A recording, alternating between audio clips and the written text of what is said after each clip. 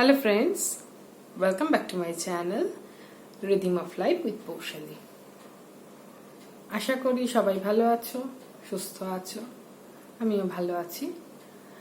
তো সবাই জানো ক্লাস 12 এর বোর্ডস এক্সাম, ক্লাস 10 এর বোর্ড এক্সাম সব ক্যান্সেল হয়ে গেছে। এই অবস্থায় স্টুডেন্টসদের যে মনের কষ্ট সেটা তো সত্যি কথা কি বলবো, সব স্টুডেন্টসদের অবশ্য নয়, ফাঁকিবাজ স্টুডেন্টস যারা তাদের বেশ মজাই হলো, পরীক্ষা দিতে হবে না। কিন্তু মাধ্যমিক বা উচ্চ মাধ্যমিক এই শিক্ষা ব্যবস্থায় ইন্টারনাল অ্যাসেসমেন্টে সেরকম কোনো জায়গা ছিল না, বা 9-এও সেরকম ভাবে কোনো ক্লাস হয়নি।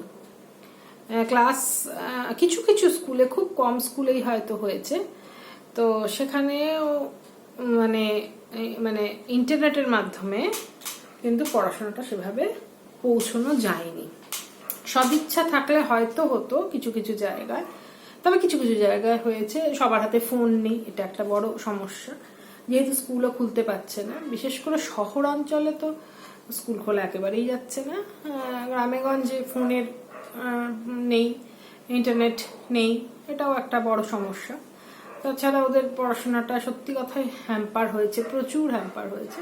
তুলনামূলকভাবে ইংরেজি মিডিয়াম স্কুলগুলোতে পড়াশোনা চালানো হয়েছে, এবং সেখানে পরীক্ষা ব্যবস্থা ঘরে বসে হয়েছে, কারণ তাদের হাতে মোবাইল ফোন আছে বা ইন্টারনেট তারা পরিষেবার জন্য খরচ করতে পারছে, ফোনের জন্য খরচ করতে পারছে, এগুলো একটা ব্যাপার আছে সত্যি। আর আইএসসি, আইসিএসসি বা সিবিএসসি বোর্ডের এক্সাম কিছু কিছু হলেও হয়েছে বাচ্চাদের, এটা একটা শান্তি যে লাস্ট মানে আমার মেয়েই পড়ে আইএসসি, এবার দিত, তো ওদের কিন্তু স্কুলে গিয়ে পরীক্ষা লাস্ট ফেব্রুয়ারির এন্ড থেকে মার্চে হয়েছে, অনেক স্কুলেই হয়েছে, ওদের মতন স্কুলে ইংরেজি মাধ্যম স্কুলগুলোতে হয়েছে। তো ওদের তাছাড়াও আরো 2-3 বার পরীক্ষা বাড়িতে বসে অনলাইনে পরীক্ষা হয়েছে। তো সেখানে কে কতটা কারচুপি করেছে সেটা তো তার ব্যাপার। দেখো, এই যে সুযোগটা সে পেয়েছে পড়াশোনা করবার, বাড়িতে বসেও যথেষ্ট তাদের স্কুল থেকে পড়াশোনা করিয়েছে, তো সেই পড়াশোনার ভিত্তিতে তারা পরীক্ষা দিয়েছে, বাড়িতে বসে 2টো পরীক্ষা দিয়েছে। তাতে যারা যারা মনে করেছে বই খুলে লিখবে, কারণ সব কোয়েশ্চেনের অ্যান্সার তো সরাসরি থাকে না, বা যদিও কিছু করেছে কিন্তু তারা নিজেরাই লুজার। আর যখন পরীক্ষা হলে গিয়ে পরীক্ষা দিয়েছে লাস্ট মার্চ মাসে আর ফেব্রুয়ারি মাসে এন্ড থেকে, তাহলে তো সেখানে তো কোনো কারচুপির ব্যাপার নেই, দিয়েছে।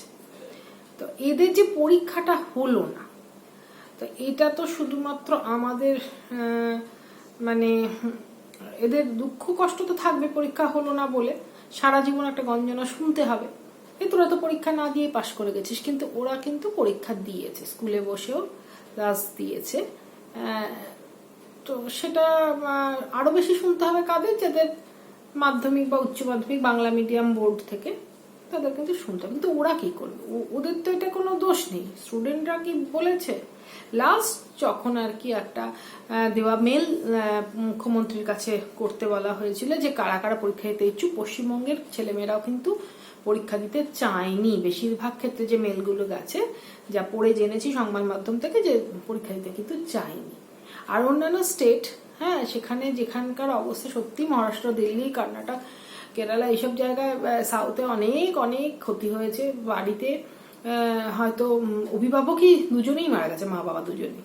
সেই পরিবেশ থেকে তারা কিন্তু পরীক্ষা দিতে চায় না, এটাও স্বাভাবিক কথা। সেই পরিস্থিতি শুধু আমাদের স্টেটটা দেখলে হবে না, বা অন্য যেখানে হচ্ছে না, রিমোট এরিয়া যেখানে হচ্ছে না সেভাবে করোনা এফেক্টেড হচ্ছে না, তারা কিন্তু বুঝবে না অসুবিধাটা। এবার যাদের যেখানে হয়েছে, যাদের বাড়িতে বাড়িতে এরকম দুর্ঘটনা ঘটে গেছে, তারা কিন্তু সত্যি কথা আর বেরিয়ে সেন্টারে গিয়ে পরীক্ষা দিতে চাইবে না।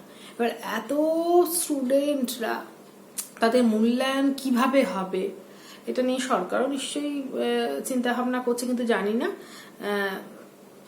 যদিও বা মানে ইংরেজি মাধ্যম স্কুলগুলোর একটা অ্যাসেসমেন্ট হতে হবে আর কি, যেহেতু ওরা গিয়ে পরীক্ষা দিয়েছে বা ঘরে বসেও কিছু পরীক্ষা দিয়েছে, 2-4 বার পরীক্ষা দিয়েছে, পুজোর আগে ডিসেম্বরে দিয়েছে, কিন্তু বাংলা মিডিয়াম স্কুলগুলোতে কিন্তু এই সুযোগ সুবিধা হয়নি। ওরা যারা ভালো স্টুডেন্ট তাদের কিন্তু বিশাল ক্ষতি হচ্ছে। কিন্তু তবুও সবার আগে জীবন, ওই যে আগে যদি প্রাণে থাকে, যদি বাঁচতে পারি তবেই সবকিছু হবে, এগোবে, এটা ভেবেই নিশ্চয়ই এত বড় ডিসিশন সব স্টেট নিয়েছে। মন খারাপ তো হচ্ছে, ওরা সত্যি কথা মন খারাপ করছে, ওদের সবার ইচ্ছে পরীক্ষা সেন্টারে গিয়ে। এরকম অনেকেই বলছে যে পরীক্ষা সেন্টারগুলো মানে কিছুদিন অন্তত যদি জুলাই আগস্ট মাসেও সবকিছু মানে বন্ধ রেখে বেশি করে গাড়ি চালিয়ে ওরা যদি পরীক্ষাগুলো দিতে পারত, সব স্টেট কি রাজি হবে? তাহলে তো একরকম হবে না, একটা ইউনিফর্ম না থাকলে ঠিক ভালো হবে না। সেই জন্য মনে হয় সব স্টেটই বারণ করে দিয়েছে, সব স্টেটের বাচ্চারা কেউ বা গার্জেনরা কেউ পরীক্ষা দিতে যেতে চাইছে না।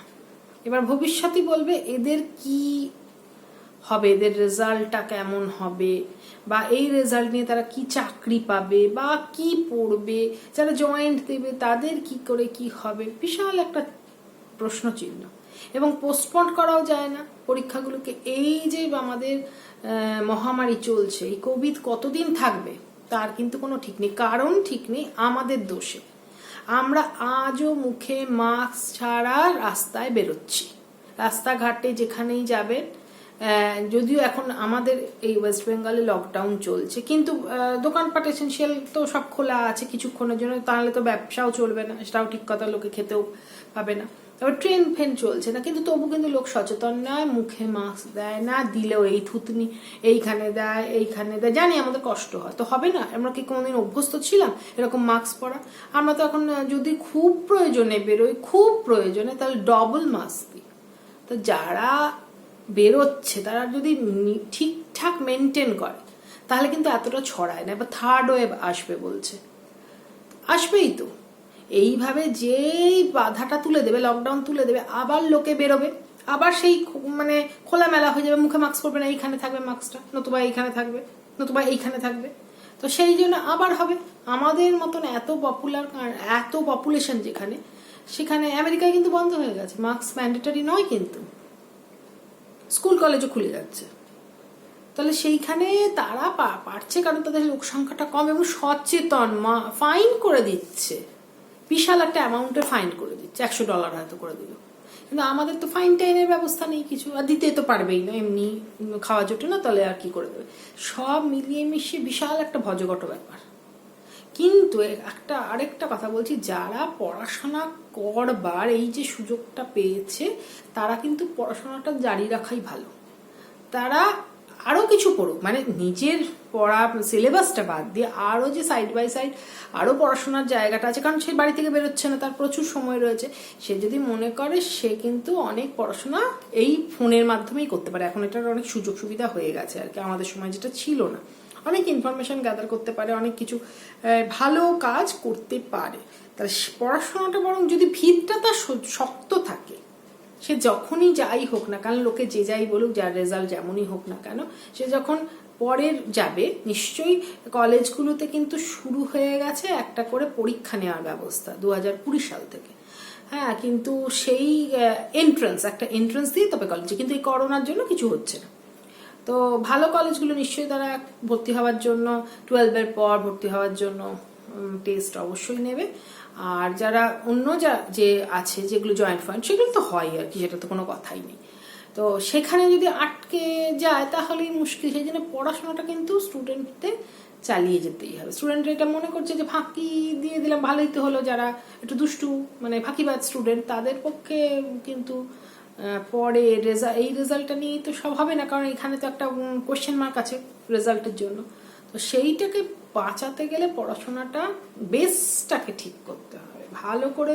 যদি তুমি পড়ো, অন্যান্য সাবজেক্ট যেটা পড়ার সুযোগ এখন পাচ্ছ, কারণ স্কুলের যেতে হয় না, পড়ার বোঝ নেই, পরীক্ষাও হলো না, সব মিলিয়ে আর কি বলছি, পড়াটা নিজেরা কিন্তু চালু রাখবে। যারা ক্লাস 9-10-এ এখন পড়ো বা 8-এ পড়ো, তারা ভেবো না হয়তো তা আমাদের হতেও পারে যে আরো 2 বছর এরকম ভুগবো, কিন্তু নিজেদের পড়াশোনাটা চালু রাখো। পড়াশোনাটা চালু রাখলে দেখবে তোমাদের ভবিষ্যতে কখনো কোনো অসুবিধা হবে না, কারণ তোমার বেসটা তৈরি আছে। সে যেখানেই যে ফিল্ডেই যাও না কেন ঠিক একটা হয়ে যাবে। বেসটা নড়বড়ে থাকলে কিন্তু কিছু হবে না।